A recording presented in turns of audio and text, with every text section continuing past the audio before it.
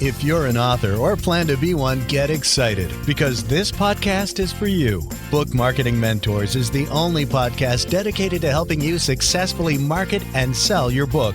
If you're ready for empowering conversations with successful marketing mavens, then grab a coffee or tea and listen in to your host, international best-selling author Susan Friedman. Welcome to Book Marketing Mentors, the weekly podcast where you learn proven strategies, tools, ideas, and tips from the masters.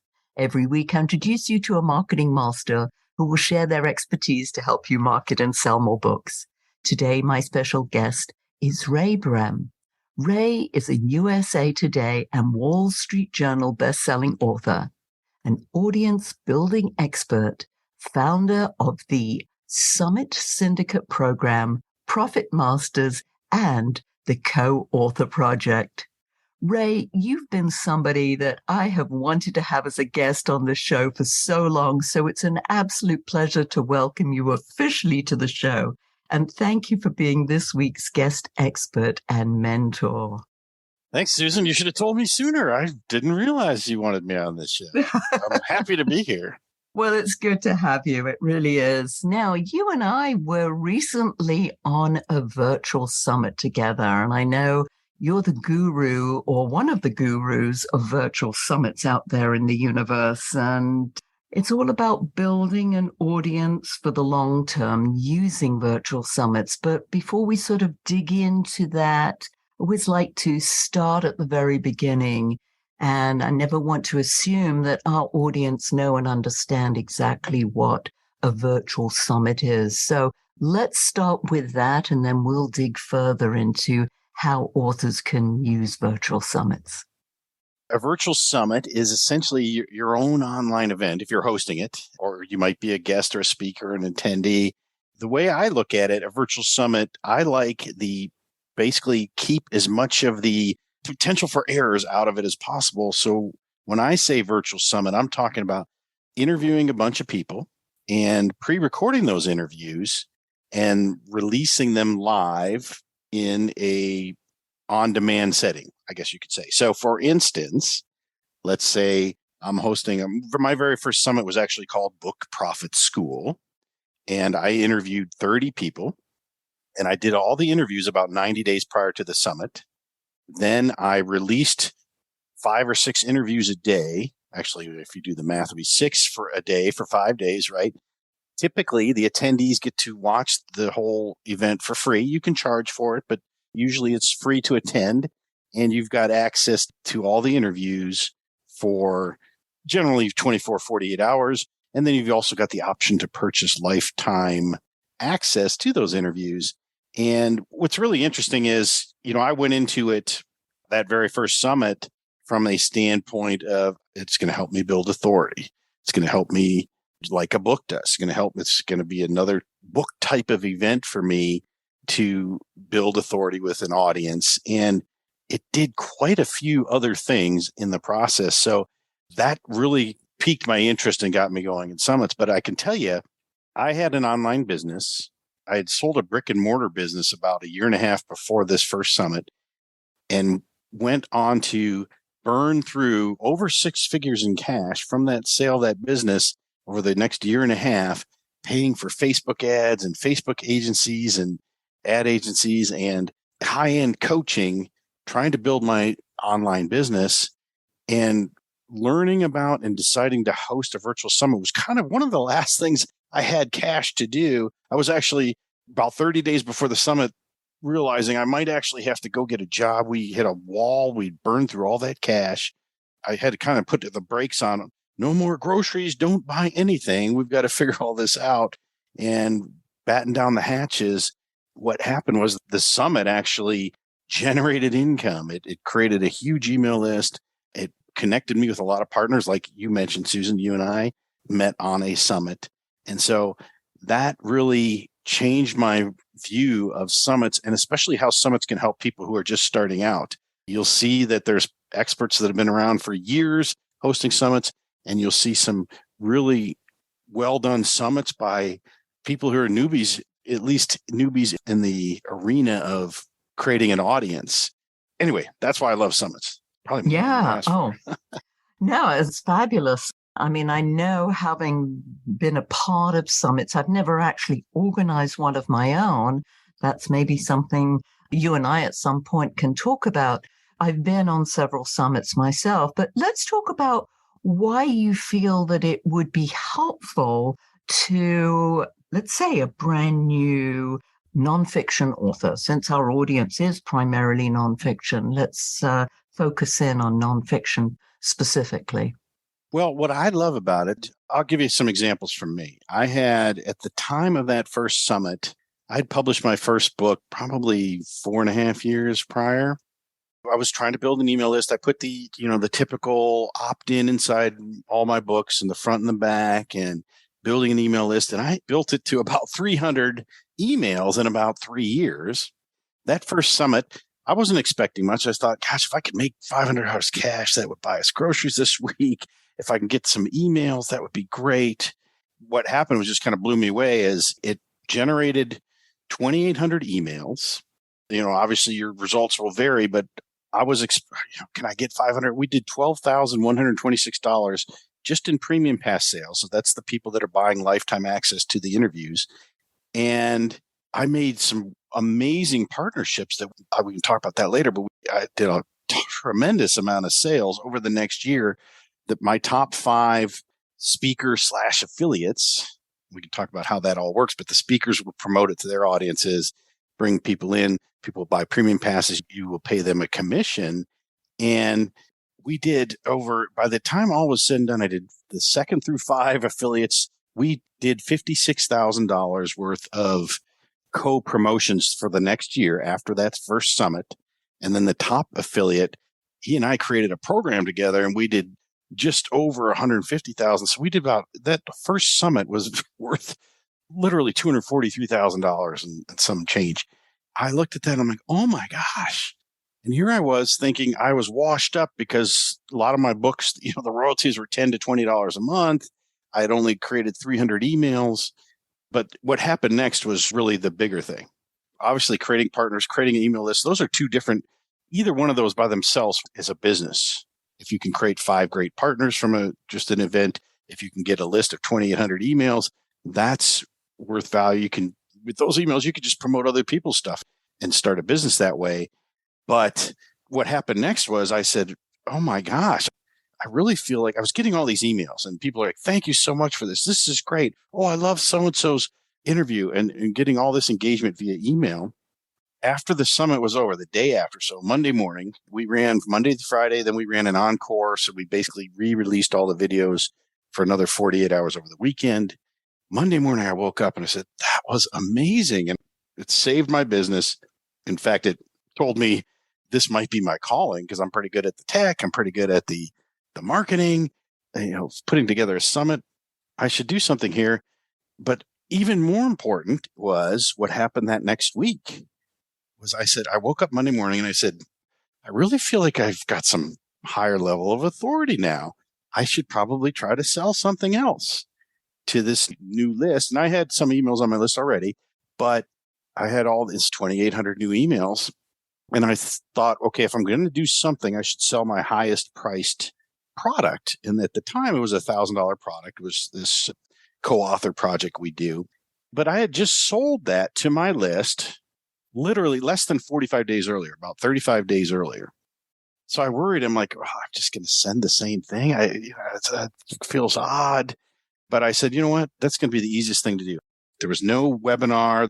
All I did was take the 5 days of emails that I had sent 35 days earlier, plugged them into my autoresponder with this new list, and I had sold 3 of them at $1,000 35 days earlier. I sold 19 of them using the exact same 5 emails that I was afraid people had already seen right after the summit.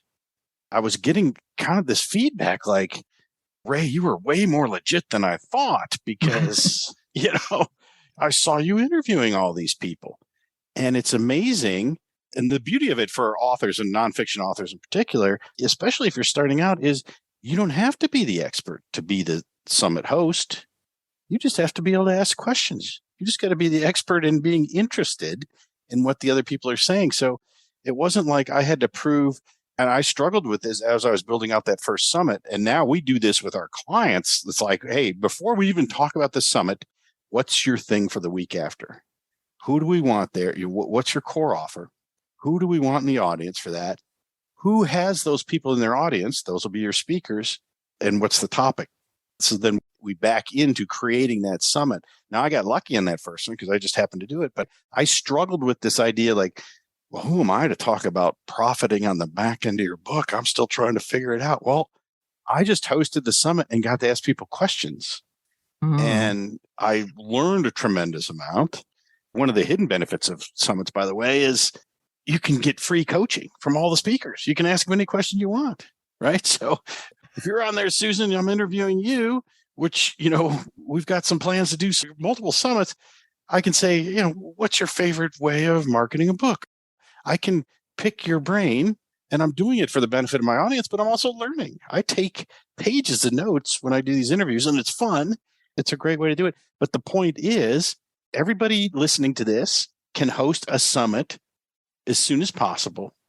It's just a matter of recruiting speakers and so forth, but you don't have to be the expert. You will look like the expert afterwards, but you don't have to be to start with. I really like that. It's funny because I was thinking, hey, we're going to be talking more about getting onto summits and being a speaker on summits. However, actually organizing your own could be the first step to that, building those relationships where then you get asked to be on somebody else's summit. Let's talk a little bit about that first. I know that you've got a big giveaway for our listeners. Let's talk about actually getting on a summit. Now, you've invited me. I've been invited on other summits. How do you get to find out about summits? Is there a directory? How does somebody get to find out the right summit for them and their topic, somebody who is already working with their target audience? The simple way would be go to your Google and type in your niche space summit and see what other summits are out there that might be running or that have run, and you can track down the hosts and so forth. But you mentioned it, is there a directory? There's some directories. There's some people that will get you gigs on summits. I actually have people approach me and say, can you share your list of summits? I've got a placement service, and we put people, you can obviously pay somebody to do that, but I don't think you need to. But we've started our own kind of mini directory of the ones that we run or partners that we run with, just for that exact reason, to get people on summits. And the beautiful thing is, if you're on the right summit, it's being run right, you'll see during the summit, if you're a speaker, you will get these leaderboard emails, which tells like who's making the most clicks or opt-ins and primarily sales, who's sending people there that are buying the premium pass. And you can see who the high performers are, and you get to be seen as well. So I've had people reach out to me that they were my heroes, and they're like, who's this Ray guy? He was in the leaderboard of this summit. As you build that audience, at the very least, it's like this currency to meet other people that you might partner with, even outside of summits. And from the flip side is, if you think about it, Susan, if I asked you to be on a summit, you said, great. I didn't even have to convince you hey, you should try to be on a summit because this is good for you, because it's a game changer. When you're hosting a summit, it flips the script. So for instance, if you're listening and you're just starting out, let's say you publish your book, hit bestseller, do all that stuff, or you're trying to get somebody to promote your book, and you reach out to them, you say, you got 20,000 people in your audience. You want to do a cross promotion? I'll promote your book. You'll promote mine. And it's kind of like, I got 0 in my audience, but I'm asking you with 20,000 to promote my book, basically, right? Because it's not going to do me any good to promote yours. That's an awkward conversation. And that's the first thing people jump to is like, well, I can't ask these people that I'd really like to have on my summit. Well, guess what? Yes, you can, because when you host a summit, I don't even care how many people the host has in their audience, because they got 20 other people or 30 other speakers with audiences. For instance, Susan, let's just say you had 0 people in your audience and you said, Ray, would you be on my summit? I got 20 or 30 other speakers. Well, if each one of them just has 1,000 people on their email list, that's 20 to 30,000 people I'll be in front of as a speaker. I'm in. Doesn't matter if you've got any in your audience. It's the aggregate audience that's attractive to me as a speaker. So that flips the script and makes it, you're almost offering more benefit to the speaker to come on than they're giving you, as opposed to the opposite when you're just reaching out one-to-one. Let's trade one-on-one. No, hey, let's get you involved here. We're going to send a lot of people. You can give away a gift on there, just like you do with podcasts and so forth, to get people on your list. You build authority. People, summits, they see you talking. It's easy for people to attend a summit and then find the people they liked hearing, their voice, their personality. I'd like to learn more from that person. I'm going to go to their site and so forth. So it's a great way to build relationships with people, and you've got something super valuable to offer speakers to come on your summit, and vice versa. So if you're the speaker, yeah, you get invited on a summit. You should, if it matches your audience, people you want in your audience, you should pretty much speak at summits if you can. Yes. No, I absolutely agree with you. I think that's a fabulous way to get exposure, and especially when you're with other people who might be well known in that particular niche market. Now, what about costs involved with this? I mean, I know that sometimes when I have been on summits that there is a small fee involved with that. Some of them are free. What are the expectations in terms of investment with this? So if you're the host, this is what I love about it the most, is I've never run an ad. I've never paid for an ad for a summit. And yet I've had put tens of thousands of people on my list from hosting summits. And so for me, the way I look at it now, and I'm, on year 4 basically of summits being a major part of my business, is how many summits can I host? How many can I be on? That's what I look at every given year. So it's like a book, right? You do want your landing page to be pretty and not just kind of, you sometimes see these disjointed WordPress sites or things like that. The landing page is the cover of your book. But most of the people we work with, they'll get something like, we like Kartra for summits, but you can use anything. That's $97 a month. And we've got some clients that'll just grab that for a couple of months to host the summit and be done with it. But you don't have to pay for ads. You're getting all your audiences coming from all the other speakers' audiences. Even if you don't have an audience, you're going to end up with one afterwards. You don't have to pay for ads. You certainly can. If you're good at it, then do it. But why I love summits is I don't want to have to be good at ads. I like marketing. I like writing copy, but I don't like figuring out the ads and, A/B testing and all this stuff. I don't want to do that. And the thing about ads is there's a place for that in your business, certainly, but that's colder traffic. When you come on for instance, if you host a summit, Susan, and you say, hey, Ray's my speaker on my summit. And when I send an email to my audience, say, hey, I'm on Susan's book marketing and publishing summit. Guess what? The people that are going to opt into your summit and now join your list, they're the best people from my list. They're the ones that read my emails. They trust what I say. They're going to join and check out the summit. I've got a lot of people on my list that enroll in every summit and watch a lot of interviews.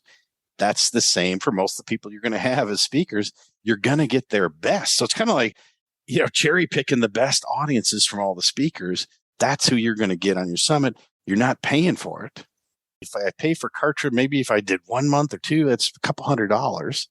But you can host a summit using Vimeo or YouTube as the videos. You use a free, like a MailerLite. You literally could run a summit free as well. And then certainly even Kartra, that's not a very big expense to run a really professional looking summit. The cost outlay is minimal. There's certainly, it's the time outlay as far as doing the interviews and putting the emails together, copy together, things like that. But then you've got this asset too, by the way, that you can sell on into the future. And you didn't have to create it yourself. You've crowdsourced, in a sense, this product. So I could say, hey, buy the premium pass. They buy it. The summit ends. Great. Well, a month later, I can just put it up on my site. Like, hey, get a copy of the book marketing and publishing summit, right? You can throw bonuses if you've got other courses, or you can get the other speakers to give bonus courses.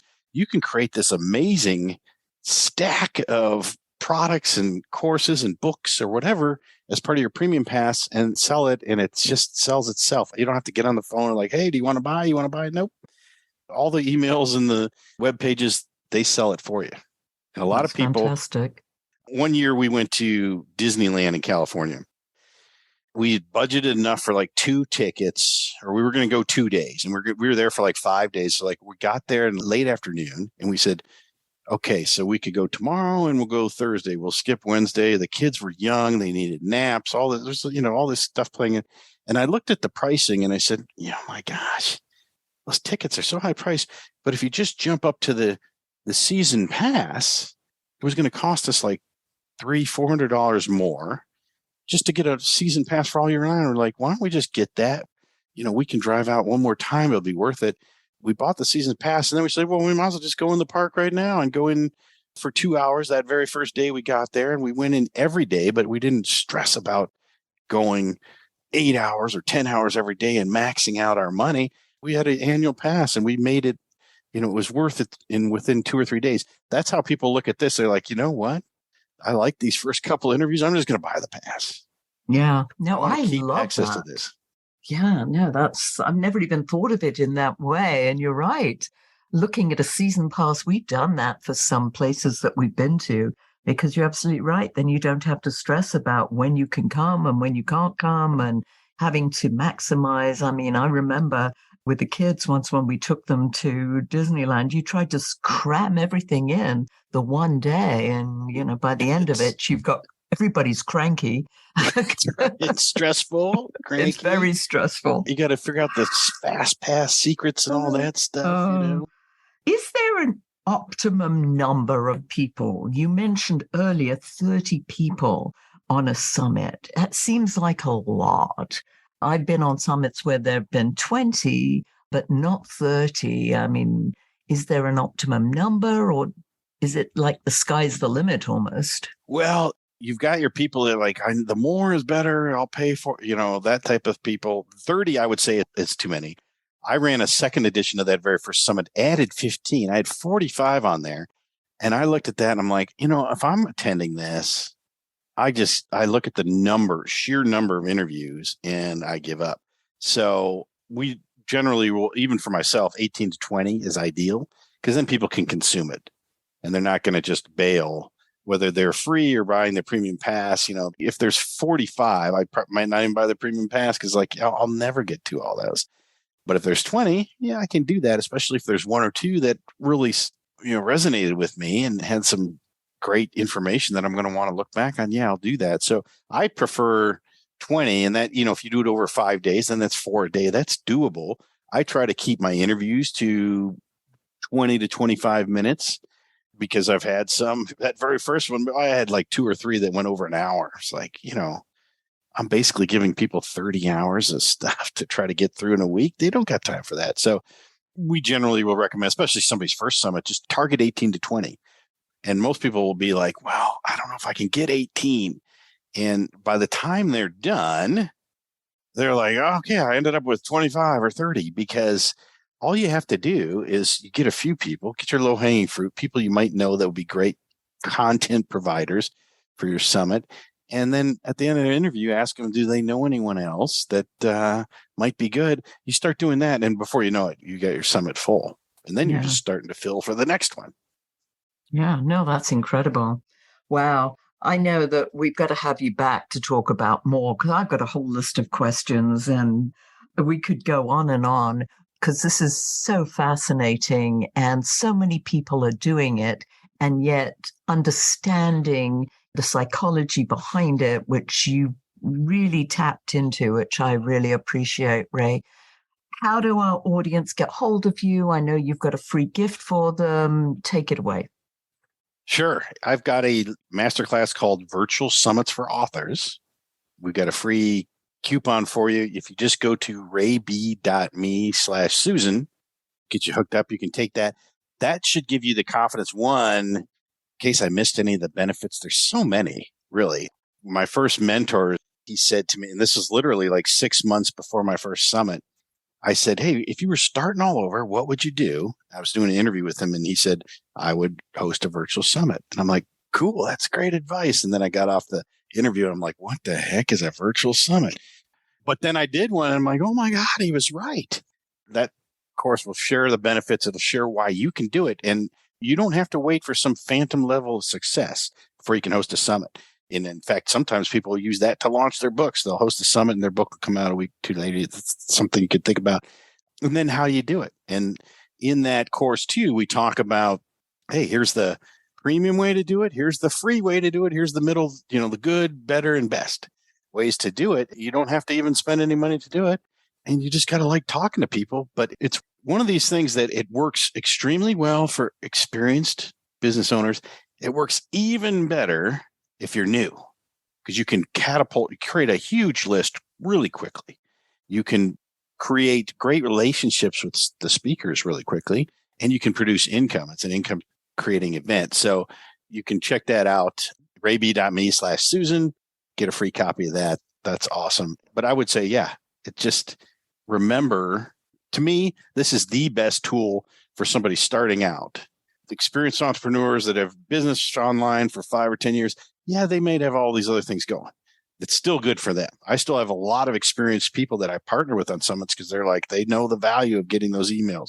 They know the value of connecting with other influencers. But when you're starting out, it gives you incredible gains really quickly. And that's got to be music to our listeners' ears, Ray.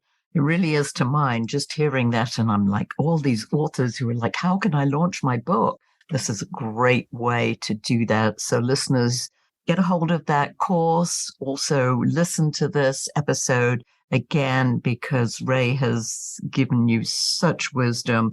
But I'm not letting you off the hook yet, Ray, because as you know, we always end off with a golden nugget. So if you were to leave our listeners with a golden nugget, what would that be? Well, the golden nugget I live by is get to your second try as soon as possible on anything, right? Now, if you think about it, if you're doing a book, get that first book done, you're like, okay, I could do that much faster, much easier, more efficient the next time. Anything you do, 80% of the learning curve is in that first try. Same with the summit. If you can host a 10-person summit, do it. You'll learn so much, and it applies to anything you do. Get to that second try as soon as possible. Get to that second try. I love it. Yeah, because sometimes we give up the first time around because it was like so much work. But yeah, you learn by doing. So thank you. Thank you so much for sharing your wisdom, Ray. This has been amazing, and a subject that we really haven't spent much time talking about. So again, this makes it even more special. And by the way, listeners, if your book isn't selling the way you wanted or expected to, let's you and I jump on a quick call together to brainstorm ways you can ramp up those sales. And of course, we're going to start including these virtual summits. You've invested a whole lot of time, money, and energy, and it's time you got the return that you were hoping for. So go to brainstormwithsusan.com to schedule your free call. In the meantime, I hope you enjoyed this powerful interview and that it sparked some ideas you can use to sell more books. Here's wishing you much book and author marketing success.